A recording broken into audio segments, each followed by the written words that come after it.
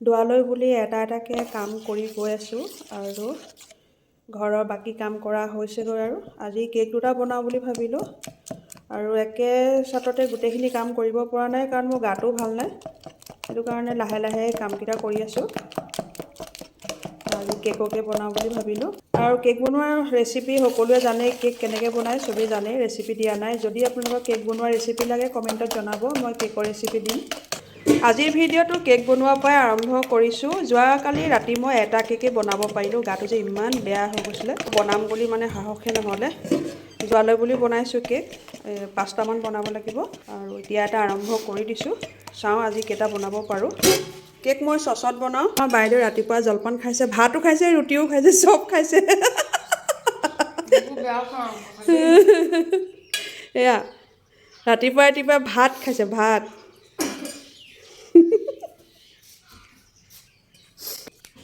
কালি যিটো কেক বনাইছিলোঁ এইটো এয়া মই দুটা কেক ফেটি বনালোঁ এতিয়া এটা কেক বেটিয়ে বনাওঁ বুলি কৈছে কটাৰী যে যিখন লৈছোঁ চামুচখন ল'লেও হয় এতিয়া বেটিয়ে বনাব কালি ফিজিক্সৰ পৰীক্ষা আছে আৰু তাই আজি কেক বনাইছে সেইটো বেটিয়ে বনোৱা কেকটো হয় আৰু এইটো মই এতিয়া পাতি দিছোঁ বেটিয়ে বনোৱা কেকটো চাওঁ ধুনীয়াকৈ ফুলি আহিলে অকণমান ৰঙা হ'বলৈ দিওঁ হ'ল নাই চাওঁ দেই ধুনীয়াকৈ হৈ গ'ল খালি অলপ ওপৰত কালাৰ আহিলে হৈ যাব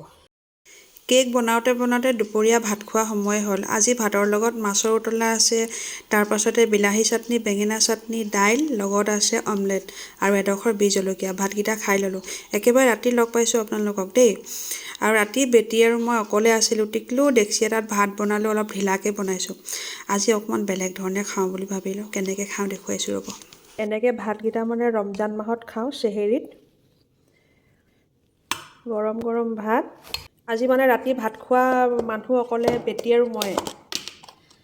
হাজবেণ্ডে মানে এই কেকাৰ ভাটা আজি জুই দিছে তাতে খাব আৰু মই ভাবিলোঁ আজি ভাতকেইটা এনেকৈ খাওঁ কেইবাদিনৰ পৰা খাম ভাবি আছোঁ আৰু ৰাতিপুৱা খাবলৈও মইতো ৰাতিপুৱা সাজত একো নাখাওঁ সেইটো কাৰণে থাকি যায় আৰু দুপৰীয়াটো এনেকৈ খাবলৈ মন নাযায় এতিয়া লৈ লৈছোঁ বাটাৰ লৈ লৈছোঁ দেই একদম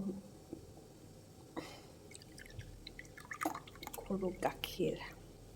আৰু ইয়াৰ লগত মই চেনি গুড় মিঠাই একো বস্তুৱে নাখাওঁ বাটাৰ আৰু গাখীৰ দি খাম ইয়াৰ লগততো কল থাকিলে আৰুৱে মজা লাগে খাই কল আছে কিন্তু এতিয়া মোক কাহ হৈ আছে সেইটো কাৰণে কল নাখাওঁ বাৰু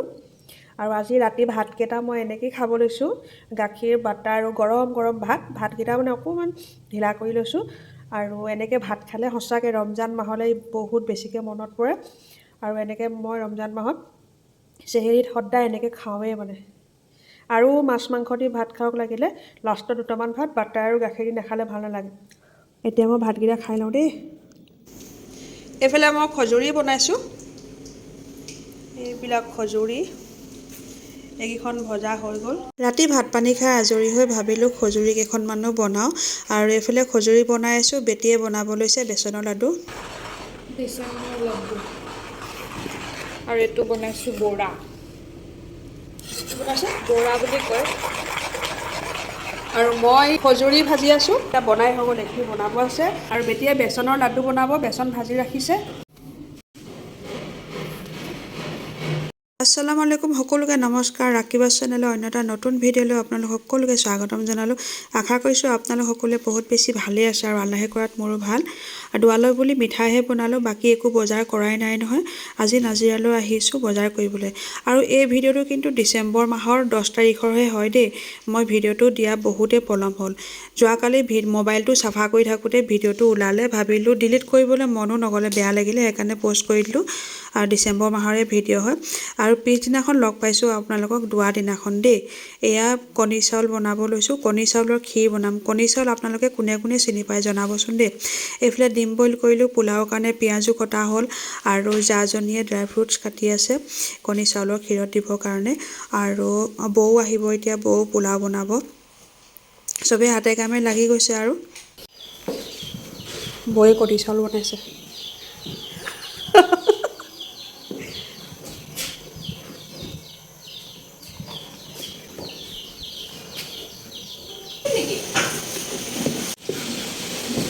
জীয়াই থ'লে বুলি গোটেইখিনি বস্তু বনোৱা হৈ গ'ল। কেকো পিচ পিচ কৰিলোঁ আৰু গৰম গৰম ৰসগোল্লাও আহি পাই গ'লহি। আৰু এইফালে পোলাও পূৰা মানে চবেই জোৰ জাৰকৈ লাগি গৈছে। পোলাওখিনি অকণমান পলম হ'ল মানে বনোৱা, আৰু মজিদৰ আজানো দি দিলে। আৰু এইফালে বেটি আৰু নচুনে ক্ষীৰ উলিয়াই আছে। আৰু আগফালে বেটাহঁতে এইফালে চব চকী লগাই দিলে, আৰু আগফালে ৰুমটো তেনেকৈ বহুত চবফালে চকী লগাই দিছে। আগফালৰ এই ৰুমটোতে দোৱা কৰোৱা হ'ব, সেইটো কাৰণে গোটেই চকীখিনি আগফালে ৰুমতে লগোৱা হ'ল। আৰু এইফালে প্লেটো উলিয়াই ৰেডি হৈ গ'ল, আৰু মাত্ৰ পোলাওহে হ'বলৈ বাকী আছে মানে।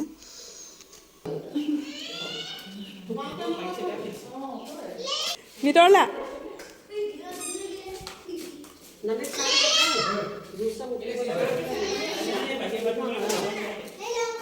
আৰু পোলাওৰ লগত খাবৰ কাৰণে বি জলকীয়া মিক্সিত মাৰি সৰিয়হৰ লগত যে আচাৰ ভৰাইছিলোঁ, এইখিনি দোৱালৈ বুলি উলিয়াই দিছোঁ। আৰু এইফালে ধনিয়া চাটনি।